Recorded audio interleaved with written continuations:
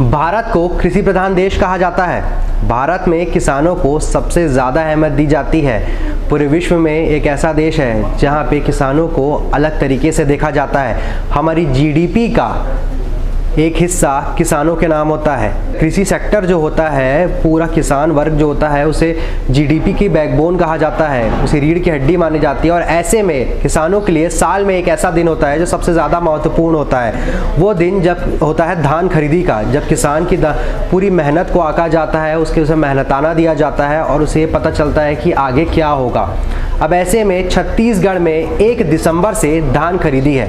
वो धान खरीदी जो पहले 15 नवंबर से होने वाली थी, मगर बारिश के कारण और बाकी अन्य चीज़ों के वजह से उसे 1 दिसंबर को बदल दिया गया। अब 1 दिसंबर से जब धान खरीदी होगी तो उसमें किन किन चीज़ों का ध्यान रखा जाएगा, क्या सारी बातें हैं, क्योंकि मुख्यमंत्री ने सीधे निर्देश दिए हैं कि किसानों की हर सुविधा का ख्याल रखा जाए। इस वक्त हमारे साथ मौजूद है हमारी टीम के बहुत सारे लोग जो इस चर्चा करेंगे और विशेषज्ञ भी हमारे साथ जुड़ेंगे, जो आपको बताएंगे कि धान खरीदी के मुद्दे पर क्या सही है, क्या गलत है, क्या चीज़ें नई होने वाली है और इसका अगले साल के बजट में और आने वाले साल में यानी 2021 में क्या क्या प्रभाव पड़ेगा प्रदेश के ऊपर।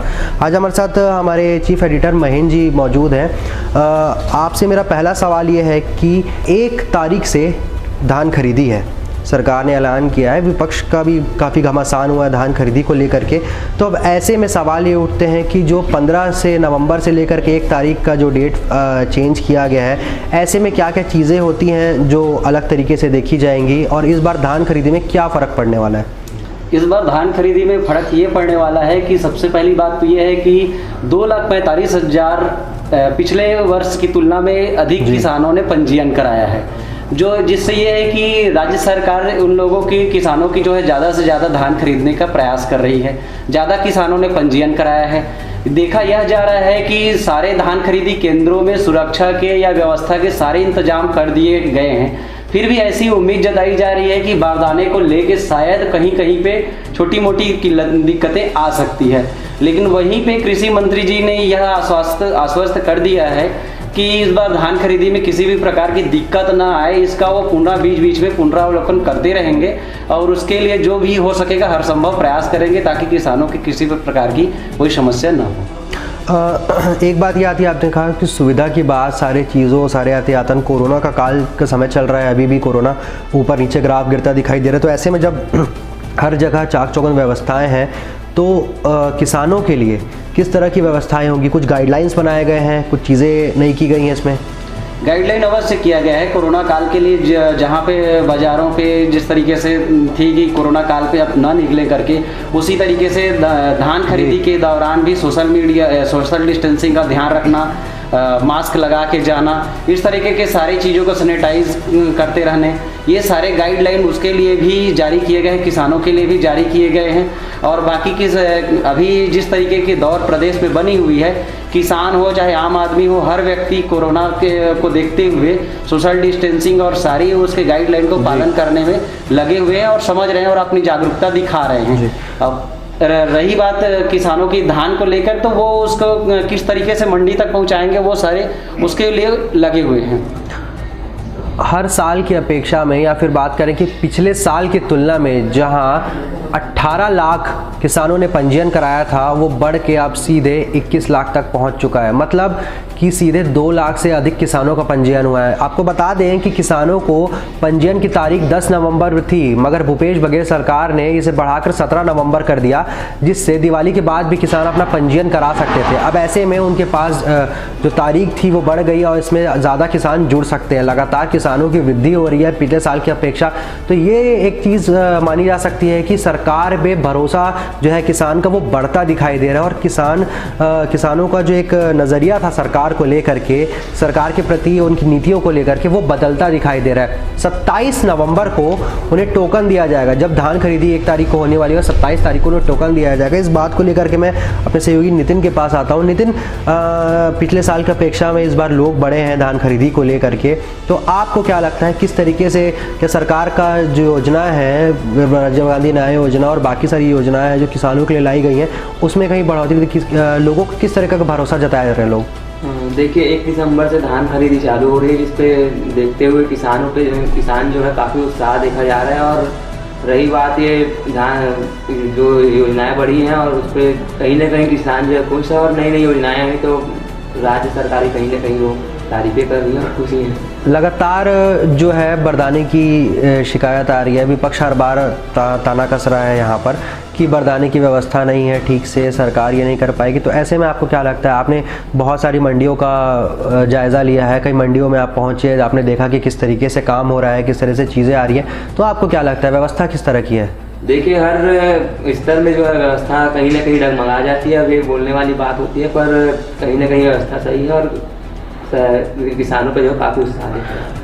कोविड-19 का एक लंबा दौर गुजरा, कोरोना काल में 6 महीने जहां सब कुछ ठप पड़ा था। अब उसके बाद वापस किसानों को एक उम्मीद नज़र आ रही है, 1 तारीख आने वाली है। 1 तारीख की इस उम्मीद में उन्हें ये दिख रहा है कि उनके पूरे साल के जो उन्होंने मेहनत की है उसका उन्हें फल मिलेगा। अब ऐसे में विपक्ष कई बार सवाल उठाता है बरदाने की व्यवस्था को लेकर के या बाकी से सारी चीज़ों को लेकर के। खैर ये तो सियासी बातें हैं, क्योंकि जब भाजपा सत्ता में थी तब कांग्रेस उन पर सवाल उठाती थी, अब कांग्रेस जब कर रही है तो भाजपा कमी कहीं ना कहीं रहती है। मगर देखना ये होगा कि सरकार इसके बावजूद भी, इस कठिन समय के बावजूद भी जिस तरीके से प्रदेश सरकार ने काम किया है, चाहे वो ऑटोमोबाइल सेक्टर हो या बाकी सेक्टर हो, कोविड के समय में एक लंबी दौड़ लगाई है, सबसे आगे दिखाई दिया है प्रदेश। तो अब ऐसे में जहां किसान की बात आती है, जो कि सरकार, भूपेश सरकार शुरू से ही अपने घोषणा पत्र में कहती आई कि हम किसानों की सरकार है, किसानों के लिए उन्होंने हर सारी चीज़ें की हैं, नई नई योजनाएं लाई हैं, चाहे राजीव गांधी न्याय योजना के तहत उन्हें अलग अलग स्कीमों में पैसे देने की बात कही जाए और बाकी सारी चीज़ें हों। तो ऐसे में जब इस बार का धान खरीदी होगी तो इसका असर बजट में भी पड़ सकता है अगले साल को। उस बात के लिए हम आते हैं, स्मिता हमारे साथ मौजूद है। स्मिता, किस तरीके से इसका असर पड़ सकता है? जैसा कि देखा जा रहा है कि इस साल राज्य सरकार ने करीब 2.5 लाख किसानों का पंजीयन किया है।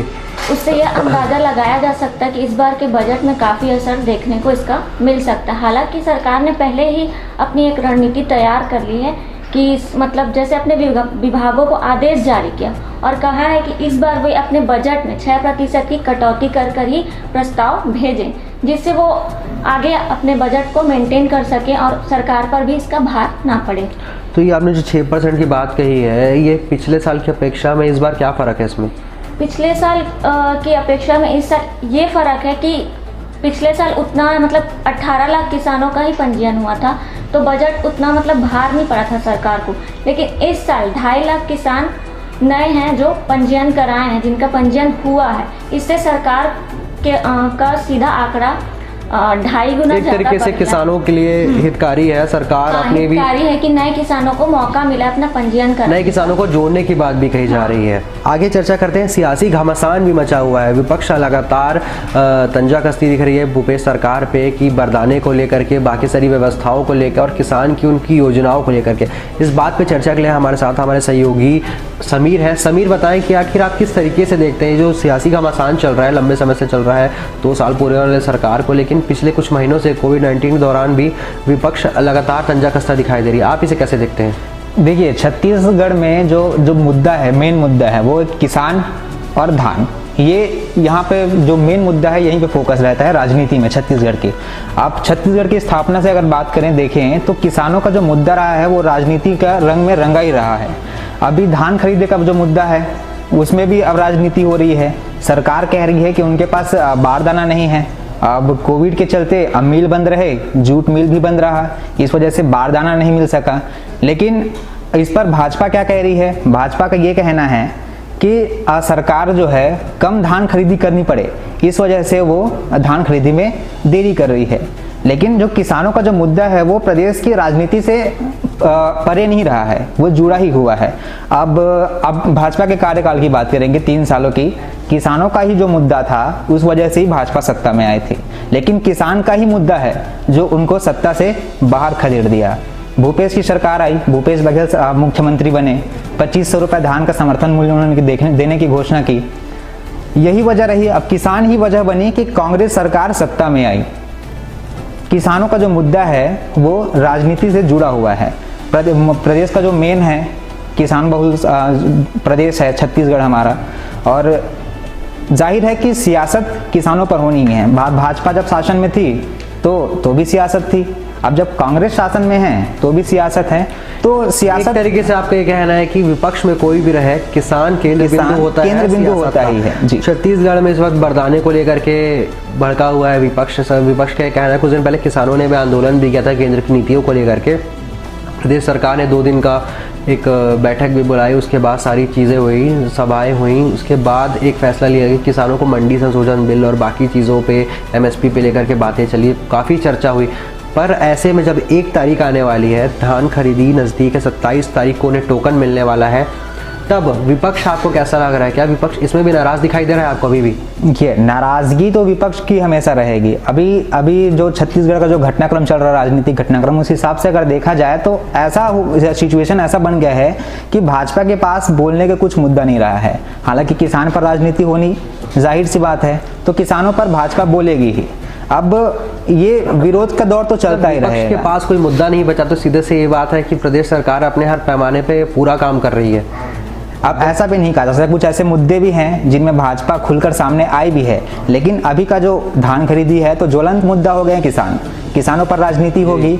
अब बारदाने की जहां तक बात है तो कोविड का दौर है, हालांकि इस वजह से थोड़ी सी देरी हुई है, चाहे अर्थव्यवस्था में जो गिरावट हुई है, ये इस वजह से कोरोना। इस पे विपक्ष ने एक सवाल कहा, तंज कसा था कि पंजाब में भी आपकी सरकार है और वहाँ पर धान खरीदी के मुद्दे को बरदाने को लेकर ऐसी कोई व्यवस्था, कोई गलत चीज़ें नहीं दिखाई देती, फिर आपके प्रदेश में क्यों?